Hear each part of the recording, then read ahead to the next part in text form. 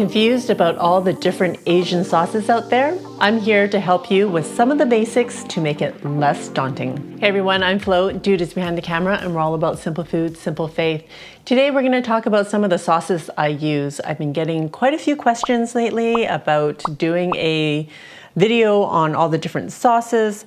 I do have an older video out there. It was probably filmed a few years ago, and it has a lot more in it.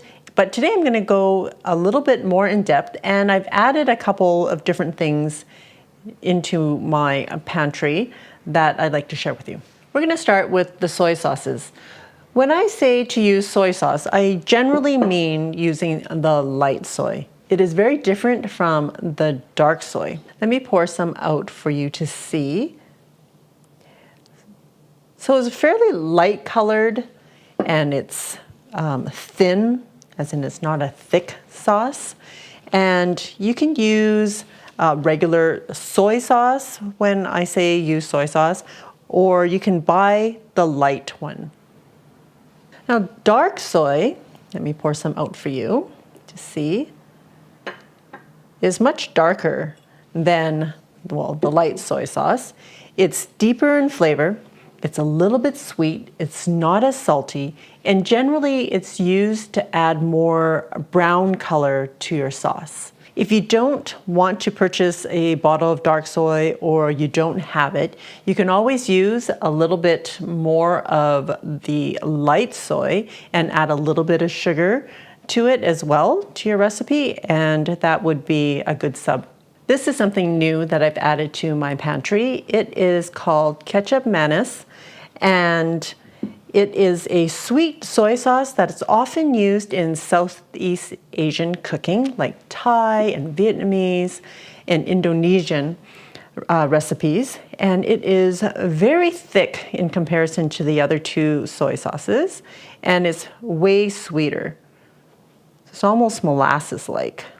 Asian cooking is all about the balance of flavors. So there's a lot of sweet and salty, and ketchup mayonnaise is used for that balance. But if you don't have this and you don't want to buy a bottle of this, you can always use just regular soy sauce. 1 part soy sauce and 1.5 part brown sugar will get you something similar to the ketchup mayonnaise. Next, we're going to talk about the fish sauce. The fish sauce is made with fermented fish, and it's super pungent. And I get a lot of commenters or a lot of viewers who say that they just don't like fish sauce because it's so strong. But I have to say that when you put it in a dish, you're only using a tablespoon, maybe 2 tablespoons, and it just adds a depth of flavor that you're not going to get if you don't use the fish sauce. If you're allergic to fish, they also have versions that are made with kelp, so you can look for that. But otherwise, it is great for just adding just that extra something that you're not sure what it is in like restaurant food. Maybe it's fish sauce that is just going to give that extra umami. Now, I've read that a good substitute for fish sauce, if you really don't want to use it, is using some soy sauce and chop up some anchovies. Now, oyster sauce is also another one of those umami adding complex flavors to your dish. I know it's called oyster sauce, but it doesn't taste anything like oyster. And I know because I absolutely hate oysters. I know it's sad, but oyster sauce is a little bit sweet. It's not as salty as soy sauce. It just has a very distinct flavor, and it's often used, well, we often use it as a condiment on the side of Chinese green leafy vegetables. And I also use it a lot in my dishes because it just adds that extra something. They have non-oyster oyster sauce made out of mushrooms, I believe. So there are options out there if you're allergic to oysters, or you're vegan and you just don't want to use, or even if you just don't want to buy a premium bottle of oyster sauce. So all the sauces have like different levels. So the more premium they are, the more expensive they are, of course. If you don't have oyster sauce and you need it for a recipe, a good substitute would be some soy sauce, a little bit of sugar, and a few drops of Worcestershire sauce. I wouldn't use that as a condiment for other things, but I would substitute that in a recipe. This little bottle is Hoisin sauce. It's made from fermented soybeans, garlic, vinegar. Sometimes it has 5-spice powder in it, along with some chili peppers and sugar. And sometimes I see recipes where it says, oh, substitute oyster sauce with Hoisin sauce, and it's like, I don't think so. It has a completely different flavor profile. So I generally don't think that's a good option for subbing either oyster with the hoisin or the other way around, because it really is a very different flavor. Mind you, your dish would probably still turn out very tasty, but not the way it was intended to be. For Hoisin sauce, I've made Hoisin sauce from scratch before with like peanut butter and honey.